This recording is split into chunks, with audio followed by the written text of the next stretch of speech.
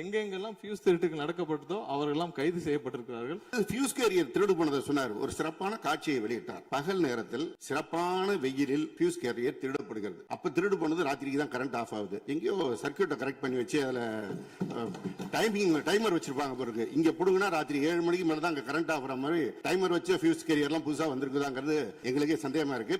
இந்த சபையில் உடைய நேரத்தை போக்குவது மட்டுமல்ல, சபைக்கு மீண்டும் உங்களுக்கு பதிலளிக்க வேண்டிய நேரம் இருக்கிறது. எதிர்க்கட்சி தலைவர் அவர்கள் பேச வேண்டிய நேரம் இருக்கிறது.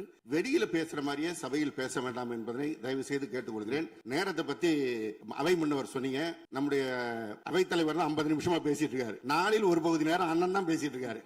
அப்படி திருப்பி பேசுங்க. நீங்க உங்களுடைய பத்திரிகை செய்தியிலே கொடுத்திருக்கிறீங்க. 100க்கும் மேற்பட்ட துணை மின் நிலையங்கள் 10,000 கோடியில் பணிகள் தற்பொழுது நடைபெற்று வருகின்றன என்று உங்களுடைய பத்திரிகை செய்தியில இருக்கு. அப்ப இதெல்லாம் கடந்த காலங்களில் தொடங்கப்பட்ட திட்டங்கள். நீங்க எதையும் தொடங்கலன்னு பொத்தாம் பொதுவா சொல்வதை விட்டு அறிவிப்புகள் நிறைய செஞ்சிருக்கோம். கடந்த ஆட்சியில் அறிவிப்புகள் மட்டும்தான் செஞ்சிருக்காங்க, எதையும் செயல்படுத்தவில்லை. 90,000 டிரான்ஸ்பார்மர் வாங்கியதாக சொல்லியிருக்கிறார். அதில் 44,000 டிரான்ஸ்பார்மர் வாங்கியதற்கான சிபிஐ வழக்கு பதிவு செய்துள்ளது. அதுல அவங்க வாங்கின லட்சணம், எந்த லட்சணத்தில் அந்த டிரான்ஸ்பார்மர் வாங்கப்பட்டது அப்படின்னு தெரியும்.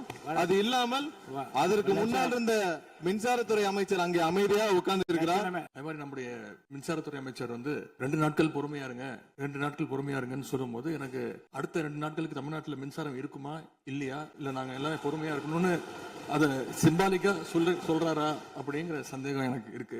பவர் இல்லன்னு தொகுதி எம்எல்ஏ போய் கேட்கலான்னு பார்த்தா எம்எல்ஏ யாருன்னு மக்களுக்கு தெரியல. நிறைய பேருக்கு இங்க இருக்கக்கூடிய எல்லாம், நான் தவறா சொல்ல, எல்லாமே புதுமுகங்கள். நமக்கே பாரு வெளில பார்க்கும்போது ஒரு எம்எல்ஏவா இல்லையா அப்படின்னு தெரியல. உள்ள வந்தாதான் தெரியுது. முன்னெல்லாம் புயல் மழை நேரத்துல ஸ்கூலுக்கு லீவ் விடுவாங்க. ஆனா இந்த ஆட்சி அமைஞ்ச பிறகுதான் முதல் முறையா கரண்ட் இல்லைன்னு ஸ்கூல்ஸ்க்கு லீவ் விட ஆரம்பிச்சிருக்காங்க.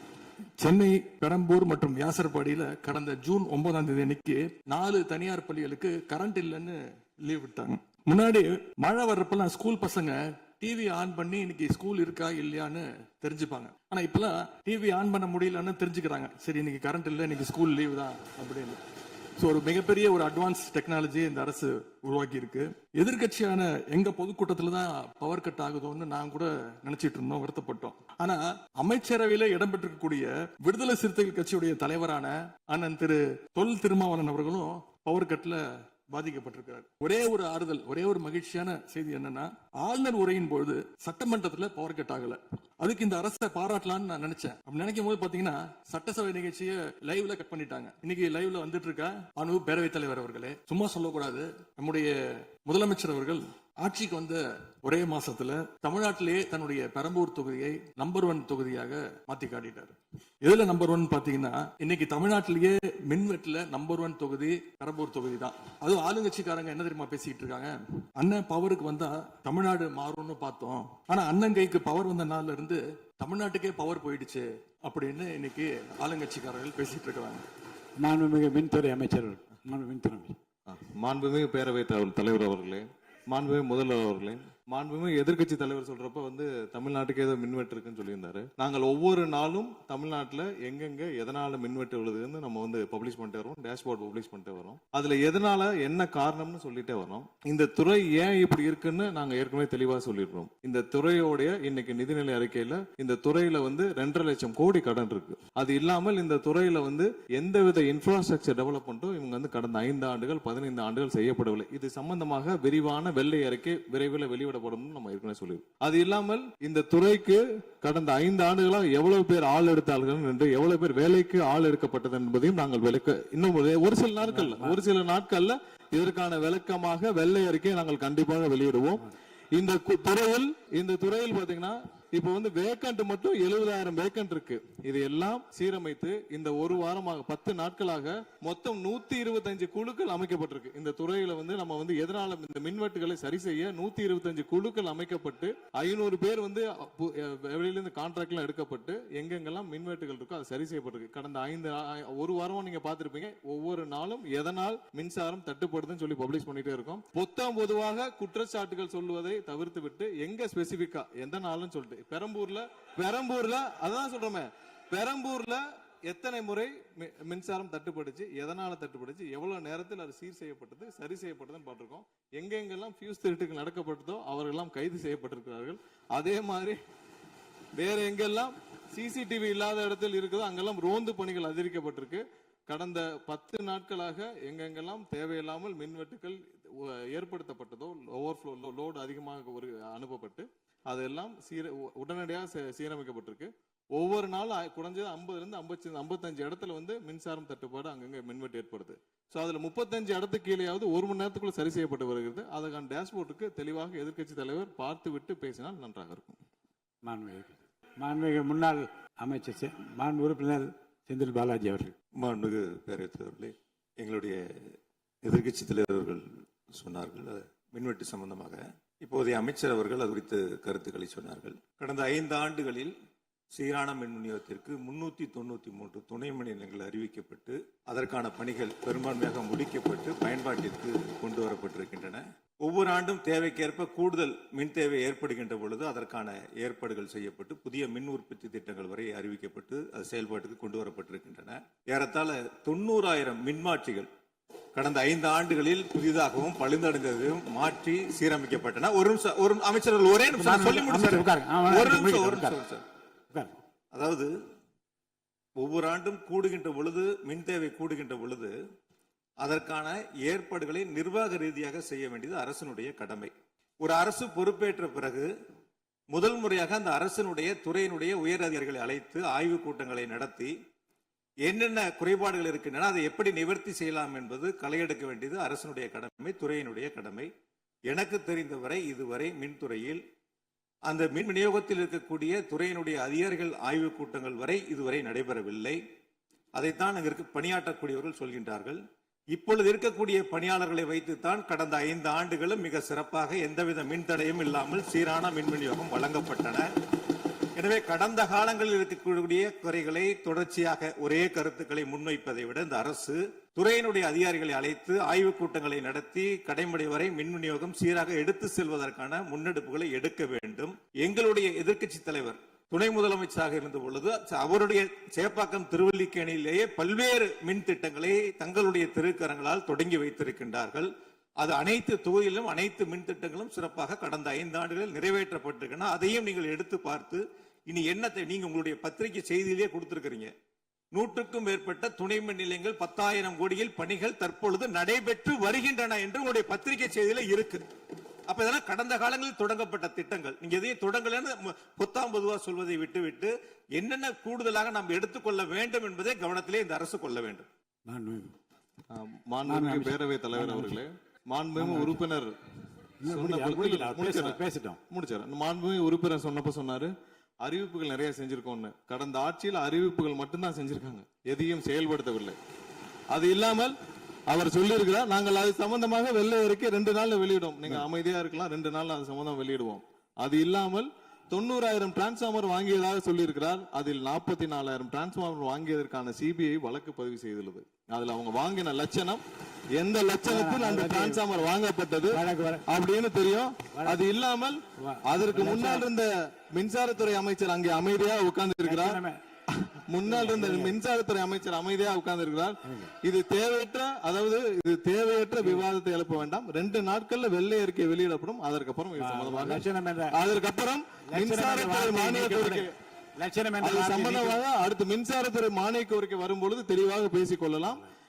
ஏற்கனவே நீங்கள் செஞ்ச எல்லாமே எவ்வளவு தூரம் டிரான்ஸ்பார்மர் வாங்குனீங்க எல்லாமே சிபிஐல 3 வருடம் கடுமையான போராட்டத்திற்கு அப்புறம் சிபிஐல வழக்கு இருக்கு. எல்லாம் விரிவாக மின்சாரத்துறை மானிய கோரிக்கை எப்ப பேசிக்கலாம். 2-3 நாட்களில் வெள்ளை அறிக்கை வெளியிடப்படும், அப்போது பேசிக் கொள்ளலாம். வழக்கு விசாரணை உள்ளதை பற்றி மாண்பு அமைச்சர் பேசியது நீக்கப்படுகிறது. லட்சணம் என்ற வார்த்தை நீக்கப்படுகிறது. மாண்பு எதிர்க்கட்சி தலைவர் அவர்கள் இதை குறுக்கீடுக்கு அனுமதி இல்லை. மாண்பு எதிர்க்கட்சி தலைவர் இன்னைக்கு அவங்க பேசி முடிக்கணும். மாண்பு எதிர்க்கட்சி தலைவர் சரி விடுங்க. என்ன சொல்லுங்க, சீர்கமா சொல்லுங்க. மாண்புமிகு பேரவைத் தலைவர் அவர்களே, மாண்புமிகு அமைச்சர் அவர்கள் கடந்த 15 ஆண்டுகளாக என்று ஒரு வார்த்தையை சொல்லியிருக்கிறார். கடந்த 15 ஆண்டுகளுக்கு முன்பாக மாண்புமிகு இதய தெய்வம் புரட்சி தலைவி அம்மா அவர்கள் தமிழகத்துடைய முதலமைச்சராக இருந்த பொழுது தமிழகத்தை மின் மிகை மாநிலமாக மாற்றி தமிழ்நாட்டிற்கு தேவையான மின் உற்பத்தியை விட அதிகமாக உற்பத்தி செய்து அண்டை மாநிலங்களான கேரளா, கர்நாடகா, ஆந்திரா போன்ற மாநிலங்களுக்கு மின்சாரத்தை விற்பனை செய்த மாநிலம் தமிழ்நாடு என்பதை இந்த அவையிலே பதிவு செய்கிறேன். எல்லாம் வெள்ளை அறிக்கை வருகிற போது எல்லாம் வெட்டு வெளிச்சம் ஆகிவிடும். அதுக்கப்புறம் பேசுங்க, நீங்க பேசுங்க. வாங்க எதிர்க்கட்சி தலைவர் அவர்கள்.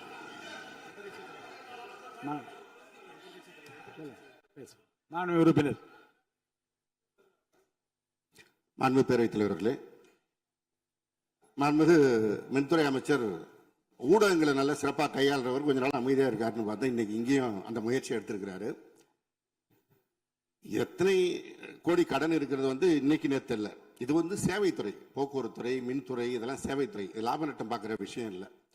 கடன் இருந்தாலும் பொதுமக்களுக்கு மின்சாரம் சென்று சேர்கிறதாங்கிறது முக்கியமான பிரச்சனை. கடந்த 5 ஆண்டுகள்ல இந்த பிரச்சனை இல்லாம இதே கடனோடு இதே ஊழியர் பற்றாக்குறையோடு தான் செயல்படுத்தினோம். ஊழியர் பற்றாக்குறையை எப்படி சரி செய்வதுங்கிற பிரச்சனை எங்களுடைய ஆட்சி அமைந்த பொழுது கொரோனா உச்சத்தில் இருந்தது, பொருளாதார நெருக்கடி இருந்தது. அதையெல்லாம் படிப்படியாக சீரமைத்து அப்பொழுதுதான் நம்முடைய முன்னாள் மின்துறை அமைச்சர் சகோதரர் செந்தில் பாலாஜி அவர்கள் சொன்னது போல 95,000க்கு மேற்பட்ட டிரான்ஸ்ஃபார்மர்ஸ் அங்கங்க நிறுவி இருக்கோம். அது எல்லாமும் போட்டோ எடுத்து அவர் எல்லாத்தையுமே ரெக்கார்ட் பண்ணி வச்சிருக்காரு. வேணா உங்களுக்கு அதெல்லாம் கொடுக்குறோம். சட்டமன்றத்திலும் எல்லோருக்கும் வழங்கப்பட்டது. அதே போல பெரம்பூர் தொகுதிக்கு பக்கத்து தொகுதியான எங்களுடைய தலைவர் தளபதி அவருடைய தொகுதியான குளத்தூர் தொகுதியில 220 kVA புதிய மின் நிலையம் துவக்கி வைக்கப்பட்டு அந்த பகுதி எல்லா பகுதிக்கும் சேர்த்து தான் சரி செய்வதற்கான வாய்ப்பு வழங்கப்பட்டிருக்கிறது. போய் நீங்க கொஞ்சம் ஆய்வு பண்ணுங்க. அடுத்தது ஃபியூஸ் கேரியர் திருடு போனதை சொன்னார். ஒரு சிறப்பான காட்சியை வெளியிட்டார். பகல் நேரத்தில் சிறப்பான வெயிலில் ஃபியூஸ் கேரியர் திருடப்படுகிறது. அப்ப திருடு போனது ராத்திரிக்கு தான் கரண்ட் ஆஃப் ஆகுது. எங்கேயோ சர்க்கியூட்டை கரெக்ட் பண்ணி வச்சு அதுல டைமர் வச்சிருப்பாங்க பிறகு. இங்க புடுங்கினா ராத்திரி 7 மணிக்கு மேல தான் அங்க கரண்ட் ஆஃப் ஆகிற மாதிரி டைமர் வச்சு ஃபியூஸ் கேரியர்லாம் புதுசா வந்திருக்குதாங்கிறது எங்களுக்கே சந்தேகமா இருக்கு. பேரவைத் தலைவர் அவர்களே கொஞ்சம் இருங்க. ஒரு புகார் சொல்லுகிற போது இந்த ஃபியூஸ் கேரியர் முன்னவர் மாண்புமிகு பேரவைத் தலைவர் அவர்களே, முன்னாள் மின்துறை அமைச்சர் விளக்கத்தை சொன்னார். அதையே நீங்கள் கோடிட்டு நீங்களும் பல்வேறு விளக்கங்களை சொல்வது இந்த சபையில் உடைய நேரத்தை போக்குவது மட்டுமல்ல, சபைக்கு மீண்டும் உங்களுக்கு பதிலளிக்க வேண்டிய நேரம் இருக்கிறது. எதிர்க்கட்சி தலைவர் அவர்கள் பேச வேண்டிய நேரம் இருக்கிறது. ஆகவே நீங்கள் இந்த நேரத்தை தவிர்த்து நீங்கள் பேசுகிற போது இந்த கருத்துக்களை சொல்லலாம். மாண்புமிகு எதிர்க்கட்சி தலைவர் அவர்கள் நீங்க பேசலாம். முடிச்சிட்டீங்க. ஃபியூஸ் கேரியர் திருடு போறது மட்டும் இல்ல, தனிப்பட்ட நபர்களுடைய மோட்டார்ல இருக்கிற காப்பர் வயருக்காக திருடுவது என்பது காலங்காலமாக நடந்து வருவது. ஏதோ ஃபியூஸ் கேரியர் அதுல இருக்கிற காப்பருக்காக திருடினாங்கன்னு இப்போ ஒரு கண்டுபிடிப்பை வெளியிட்டு இருக்கிறீங்க. இது தனியாருக்கு நடப்பது, அரசுக்கும் நடப்பது. ஆனால் அந்த ஃபியூஸ் கேரியர் எந்த நேரத்தில் திருடப்பட்டது என்ற காட்சியை நீங்கள் தான் வெளிப்படுத்தினீர்கள். அதற்கும் இதற்கும் சம்பந்தம் இல்லை. எனவே வெளியில பேசுற மாதிரியே சபையில் பேச வேண்டாம் என்பதனை தயவு செய்து கேட்டுக்கொள்கிறேன். நேரத்தை பத்தி அவை முன்னவர் சொன்னீங்க.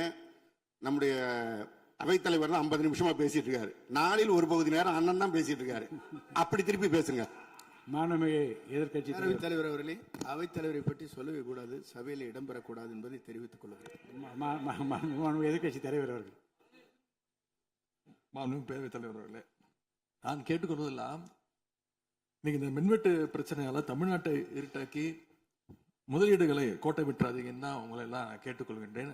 அது மாதிரி நம்முடைய மின்சாரத்துறை அமைச்சர் 2 நாட்கள் பொறுமையா இருங்கன்னு சொல்லும்போது எனக்கு அடுத்த 2 நாட்களுக்கு தமிழ்நாட்டில் மின்சாரம் இருக்குமா இல்லையா, இல்லை நாங்க எல்லாமே பொறுமையா இருக்கணும்னு அதை சிம்பாலிக்கா சொல்றாரா அப்படிங்கிற சந்தேகம் எனக்கு இருக்கு. இன்னைக்கு எங்க பார்த்தாலும் அறிவிக்கப்படாத ஒரு மின்வெட்டாக இருக்கு.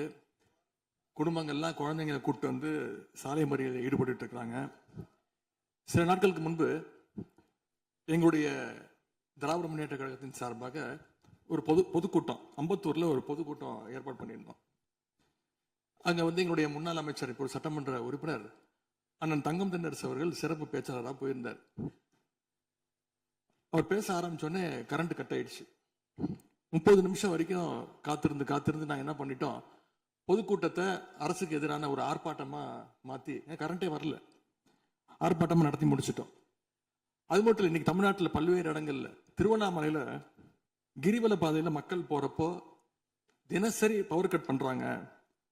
அவங்களுடைய பாதுகாப்பை இன்னைக்கு ஒரு மிகப்பெரிய ஒரு கேள்விக்குறியா ஆக்கி வச்சிருக்கு இந்த அரசு.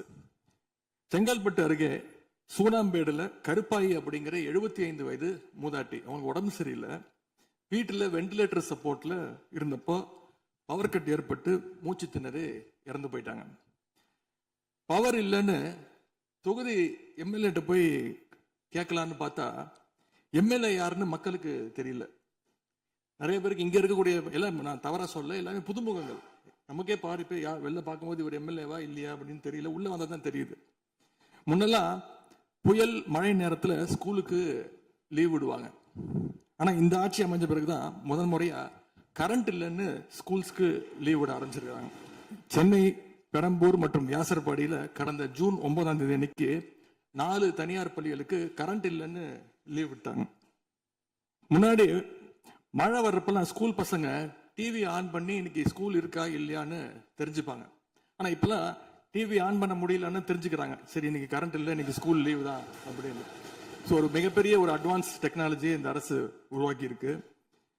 எதிர்கட்சியான எங்க பொதுக்கூட்டத்துல தான் பவர் கட் ஆகுதோன்னு நான் கூட நினைச்சிட்டு இருந்தோம், வருத்தப்பட்டோம். ஆனா அமைச்சரவையில இடம்பெற்றிருக்கக்கூடிய விடுதலை சிறுத்தைகள் கட்சியுடைய தலைவரான அண்ணன் திரு தொல் திருமாவளவன் அவர்களும் பவர் கட்ல பாதிக்கப்பட்டிருக்கிறார். விடுதலை சிறுத்தைகள் கட்சியுடைய தலைமையகத்துக்கு முன்னாள் ஒன்றிய அமைச்சர் முன்னாள் அமைச்சர் அண்ணன் ப சிதம்பரம் அவர்கள் போயிருக்காரு. ஒரு உள்ள போனோடனே கரண்ட் கட் ஆயிடுச்சு. கிட்டத்தட்ட 1 மணி நேரம் 2 பேரும் இருட்டிலே உட்காந்து பேசியிருக்கிறாங்க. கரண்ட் வருமா வராதான்னு, ஏசி ஓடல, வேர்த்து கொட்டி 2 பேரும் பேசிட்டு இருந்திருக்காங்கன்னு அண்ணன் திருமாவர்களே பதிவு போட்டிருக்கிறார். இந்த ஆட்சியில தமிழ்நாட்டுடைய தலைநகரத்துக்கு இதுதான் நிலைமை. பவர்ல ஷேரிங் கொடுத்த ஆளுங்கட்சியால அவங்க அமைச்சரவையில் இருக்கக்கூடிய கட்சியுடைய அலுவலகத்துக்கு பவர் கொடுக்க முடியாம இன்னைக்கு தடுமாறிட்டு இருக்கிறாங்க. ஏன் இன்னும் சொல்ல போனா 2 நாளைக்கு முன்னாடி ஆளுங்கட்சியோட ஹெட் ஆபீஸ்லயே கரண்ட் கட் ஆயிடுச்சு. அப்போ அங்க வந்தவங்க எல்லாம் ஆளுங்கட்சியா இருந்தும் பனையூர்லயே பவர் இல்லையேன்னு புலம்பிட்டு போனதாக தகவல் வந்திருக்கு. ஆக மொத்தம் இன்னைக்கு தமிழ்நாடு லிட்டரலா ஒரு இருட்டுல மூழ்கி கிடக்குது. மின்வெட்டால இன்னைக்கு பல நிறுவனங்கள் முடங்கி போயிருக்கு. குறிப்பா எம்எஸ்எம்இன்னு சொல்லப்படுற குறு சிறு நிறுவனங்கள் எல்லாம் என்ன பண்றதுன்னு தெரியாம புலம்பிட்டு இருக்கிறாங்க. ஏற்கனவே மேட்டூர்ல ஜூன் 12ஆம் தேதி நீங்க தண்ணி திறந்து விட்டுருக்கணும், திறந்து விடல. மின்வெட்டால மோட்டார் பம்பு செட்டு மூலமும் விவசாயம் பண்ண முடியலன்னு விவசாயிகள் இன்னைக்கு போராடிட்டு இருக்கிறாங்க. மின்வெட்டுக்கு ஒவ்வொரு நாளும் ஒவ்வொரு விளக்கத்தை இந்த அரசு சார்பாக கொடுத்துட்டு இருக்கிறீங்க. லோடு அதிகமா இருக்குன்னு சொன்னாங்க. இன்னும் ஒரு படி மேல போய் இன்னைக்கு ஃபியூஸ் கேரியரை எடுத்துட்டு போயிடுறாங்கன்னு சொல்லிட்டு இருக்கிறாங்க. இப்படி சொன்னதும் இந்த ஆட்சிக்கு வெளியில இருந்து ஆதரவு கொடுக்கக்கூடிய மார்க்சிஸ்ட் கம்யூனிஸ்ட் கட்சியை சேர்ந்த எழுத்தாளர் திரு ஆதவன் தீட்சணே அவர்கள் ஒரு பதிவு போட்டிருக்கிறார். என்ன தெரியுமா எழுதியிருக்கிறாரு? கேரியரின் உச்சத்தில் ஆரம்பித்து டிஃபன் கேரியர்ல போய் நின்று இன்னைக்கு ஃபியூஸ் கேரியர்ல முடிந்திருக்கக்கூடிய ஆட்சி அப்படின்னு திரு ஆதவன் தீட்சண்டே எழுத்தாளர், மார்க்சிஸ்ட் கம்யூனிஸ்ட் கட்சி அவர் சேர்ந்தவர் பதிவு போட்டிருக்கிறார். பவர் கட்டுக்கு இவங்க சொல்ற காரணங்கள் எதையுமே மக்கள் ஏத்துக்கலன்னு தெரிஞ்சதும் இவங்களோட வழக்கமான ஒரு ஆயுதத்தை கையில் எடுத்துட்டாங்க. என்ன தெரியுமா அது ஆயுதம்? எல்லாத்துக்கும் திமுக தான் காரணம் அப்படின்னு சொல்றது. இப்ப பவர் கட்டுக்கும் திமுக தான் காரணம்னு சொல்ல ஆரம்பிச்சுட்டாங்க. இப்படி பழி போடுறதுல காட்டுற வேகத்தை பவரை மீண்டும் கொண்டு வரதுல காட்டினா கொஞ்சம் சிறப்பா இருக்கும். எங்க ஆட்சியில ஏற்படாத மின்வெட்டு இந்த ஆட்சியில தொடர்ந்து இவ்வளவு அதிகமாக ஏற்பட என்ன காரணம்? அரசுடைய நிர்வாக திறமையின்மையா, இல்ல உண்மையிலேயே ஏதாவது டெக்னிக்கல் இஷ்யூஸ் இருக்கா? அப்படி ஏதாவது இருந்தா அதை தீர்க்க இந்த அரசுக்கு இன்னும் எத்தனை நாள் தேவைப்படும்? இந்த நிலைமை தொடராம இருக்க என்ன நடவடிக்கை எடுக்க போறீங்கன்னு முதலமைச்சர் அவர்கள் தன்னுடைய பதிலுரையில சொல்லணும். ஒரே ஒரு ஆறுதல், ஒரே ஒரு மகிழ்ச்சியான செய்தி என்னன்னா, ஆளுநர் உரையின் பொழுது சட்டமன்றத்துல பவர் கட் ஆகல. அதுக்கு இந்த அரசை பாராட்டலாம்னு நான் நினைச்சேன். அப்படி நினைக்கும் போது பாத்தீங்கன்னா சட்டசபை நிகழ்ச்சியை லைவ்ல கட் பண்ணிட்டாங்க. இன்னைக்கு லைவ்ல வந்துட்டு இருக்கா அப்படின்னு எனக்கு தெரியல.